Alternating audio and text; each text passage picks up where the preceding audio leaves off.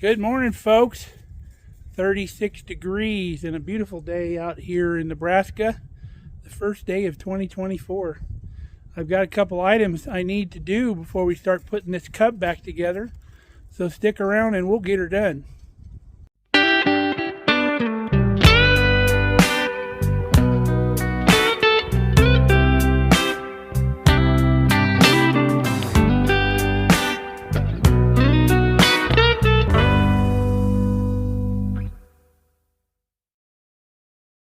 I've been waiting for a day where it was warm enough to where if I lit the wood stove here in the shop, it would be warm enough to paint.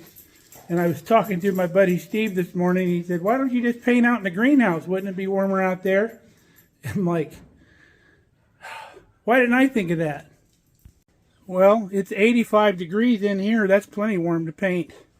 So, brought the rattle can out here to get it warm because it's still really cold from being in the shop. So while we prepare our parts, we'll let this stuff warm up. Okay, we got our parts painted. All we did was take a piece of cardboard and cut some slits in it so we could stuff our bolts and everything in the cardboard. We got everything sprayed up. It's going to cure real nicely in here in 85 degrees. So in a couple days when we put this cub back together, we'll have these things ready to go on and be painted.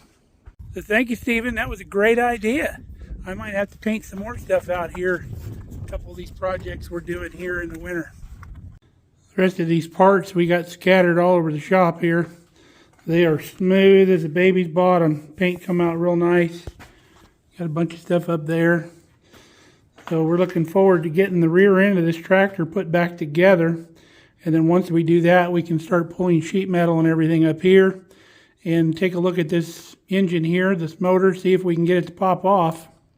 So we'll see you back here in a couple days. It won't be a couple days for you, but it will be for me.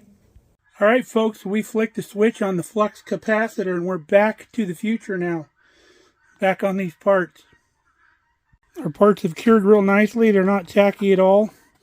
So let's get these in the shop and let's start putting some stuff together.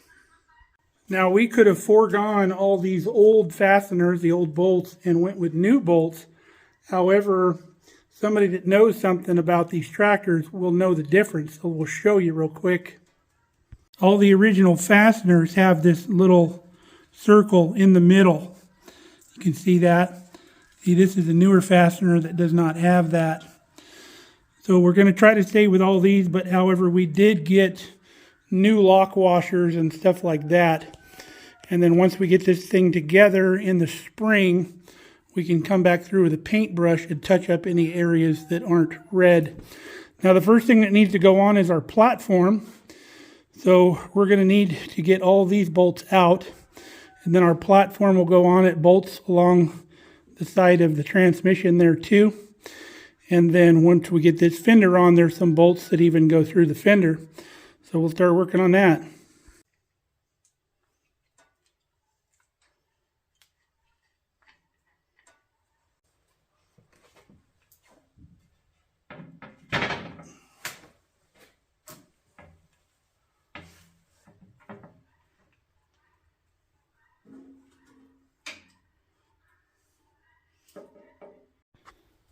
We got our 4 bolts in here along the transmission started and put in finger tight. This one up here is very tight, so it's even hard to get your fingers in there to start it. So you want to make sure you start this one while you still got plenty of movement. And then you can't even get to it with an end wrench because of a bracket right here underneath. So use a deep 1/2 inch socket, 3/4 or 3/8 drive, and you can get in there and tighten it. So next thing we're going to do is we're going to do this fender because the outside of this connects to the fender.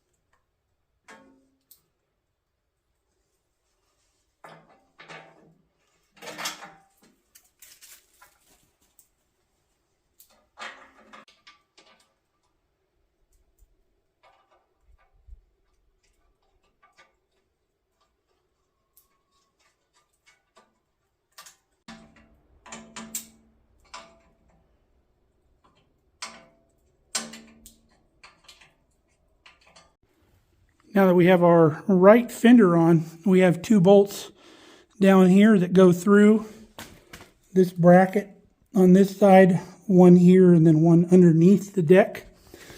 So we'll get those in. Actually, I forgot, there's a 3rd bolt over here that's underneath the deck. And then this bolt down here, you'll find one long bolt out of all your deck bolts. That's this one here because it's got an extra thickness to go through. So that'll be your one oddball bolt. So now our deck is somewhat completely put on. We're going to wait on this stuff back here. We have our shaft that goes through, our brake shaft that connects to that yoke over there. I've already connected this one here, but it comes all the way through. And then we have to add our other brake pedal as we do that. And then we'll get those buttoned up.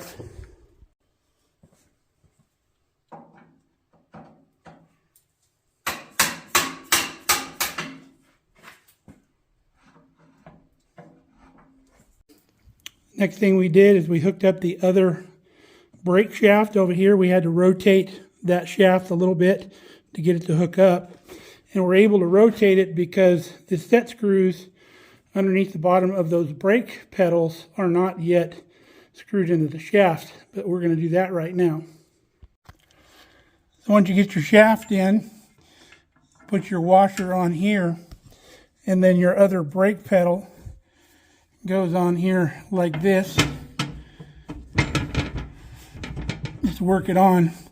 Now this hole in the brake pedal corresponds to the hole in the shaft, and in that goes this tapered bolt, goes all the way through into the shaft, tightens up, centers it, and then it's got a lock nut that locks it down. Alright, we got both of them tight. Got the jam nuts tight. Now we can go ahead and tighten all these bolts here. Get that done. You can see how tight this one is back in here. Next order of business is all of these pedals have return springs that connect right here. And then they connect to the bottom of the deck. They just hook here into these little notches.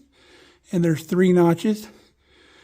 So the easiest way to do it is connect it on this end first. Get you a pair of pliers or channel locks, pull the spring, and then hook it on there. So we'll get those 3 done. This one here is precarious, just like that other one, but the other ones are fairly easy.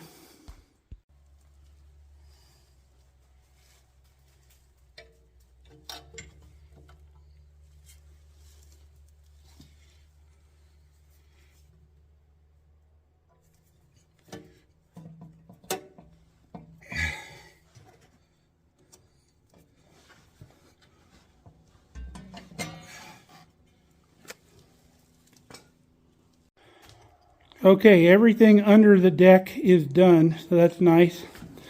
We'll lock our brake pedals together here. That way we brake both tires, and if an inexperienced driver is driving this, it'll stop both tires and not swing one way or the other. So I think we're going to get the other fender on now. Now putting on your left side fender is a little bit different because our bolts don't go all the way through like they do over here. These just go into the case, so we can get by with 1 wrench.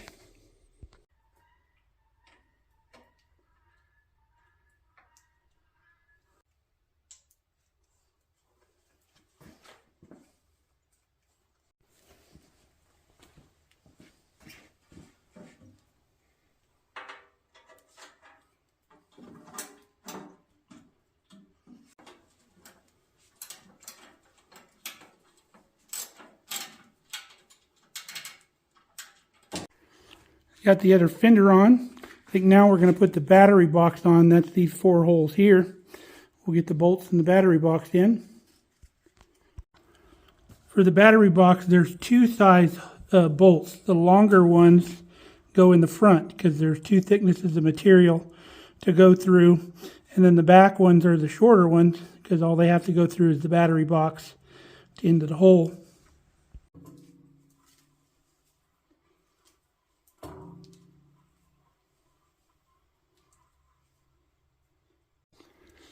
Now obviously your light brackets go in the back of the battery box. So let's get the rest of the battery box over here. Now this part of the battery box, the bottom of it tucks in to the box, and then it goes over the outside like that. And then the notches go to the left side over there. And then the lid of the battery box is what holds the front on. And then we have hardware to hold the lid down. There's our battery box hardware. This one just hooks through this hole here, comes up with a wing nut. And then the front one you put up through the bottom. And then it's got another little elbow that comes up to come through this hole to keep this rod from spinning. And then we'll probably put a flat washer on both sides just because it'll work a little bit better. But battery box is in. I think now we'll work on the seat. Got our seat pan and our seat post. The seat post is on an angle. When it's upside down like this, you want the angle to go towards the front of the seat. And then we also have this little clip over here that goes on. This clip is to clip on a rope for like a trip plow or some kind of trip rope that you need behind the tractor to pull on to operate your implement. So we'll get all this put together.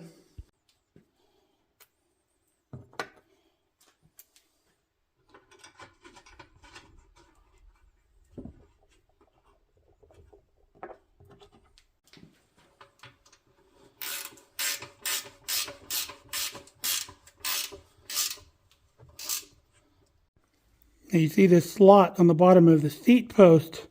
There's a key that goes in there, just a square key, and it's got holes drilled in it. These holes are threaded here. And what that key does is it keeps the seat post from spinning in the seat post receiver that goes on there. We're missing this piece, so later on we'll fabricate that. It also keeps the seat from coming all the way out once you put it in there. So let's put the seat post receiver on. Now our seat post receiver comes with two sets of holes. When I took it off, the seat was close to the steering wheel. So what I'm going to do now is I'm going to move it to the back set of holes so the seat is a little further from the steering wheel.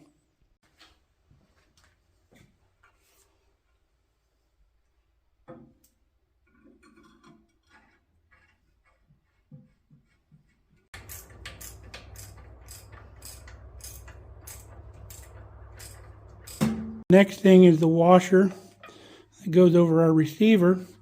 So now we can put our spring on. There's our spring. Next thing is the spring follower. Follower going in. Next thing is the seat itself.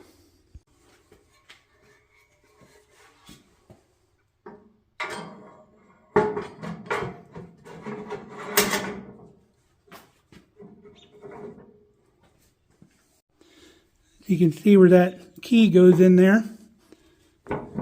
We've actually got it backwards. So the keyway is on the other side. So we're going to have to take our seat pan back off and flip it around.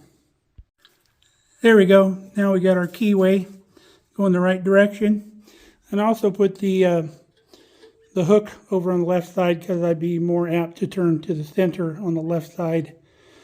And this nothing pulls on this. All you do is just connect the rope to it. There's no tension on it or whatever.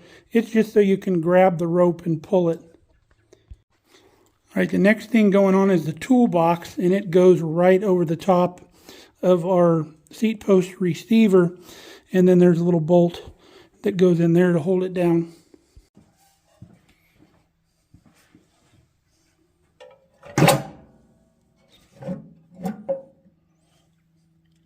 You remember this toolbox was pretty rusty crusty. We got her cleaned up.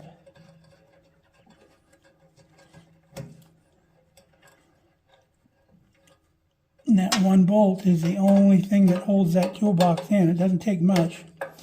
Pretty much all we'll put in here is like hitch pin or something like that. All right, folks, that's all of our painted parts we've got put back on it.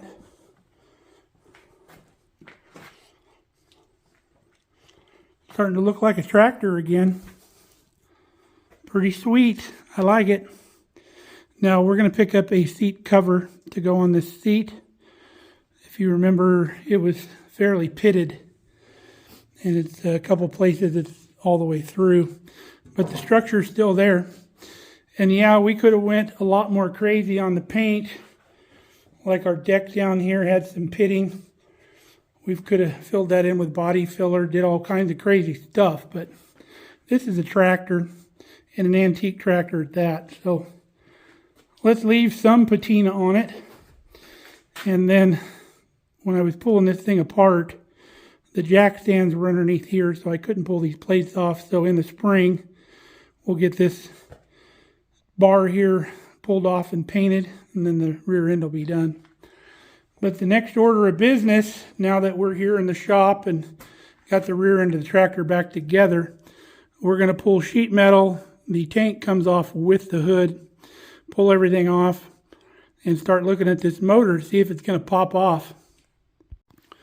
Another good part about having this thing back together is I don't have all my parts laying all over the place. I can roll the tractor out. I need to refill my wood bin for the winter, so we have a heated shop to work in. But pretty cool. Love it. I've been waiting a while to put this thing together. I'm glad we got her done. So that's going to be a wrap for today, folks. I got a wrestling tournament to go to. One of my cousin's kids is wrestling, so we're going to go watch that this evening. Hope you enjoyed our Cub content again. Putting our refurb in our Farmall Cub here. We're really enjoying it. So till next time, stay safe, stay healthy. We love you guys. Come back and see us here at Markelly Farm.